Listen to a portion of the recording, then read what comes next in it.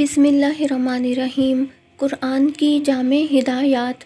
ارشاد خداوندی ہے، ان اللہ یامر بالعدل والاحسان وایتاء ذی القربی وینہی عن الفحشاء والمنکر والبغی یعظکم لعلکم تذکرون۔ بے شک اللہ حکم دیتا ہے انصاف کا، احسان کا اور رشتہ داروں کو ان کے حقوق دینے کا، اور روکتا ہے بے حیائی، بدی اور ظلم سے۔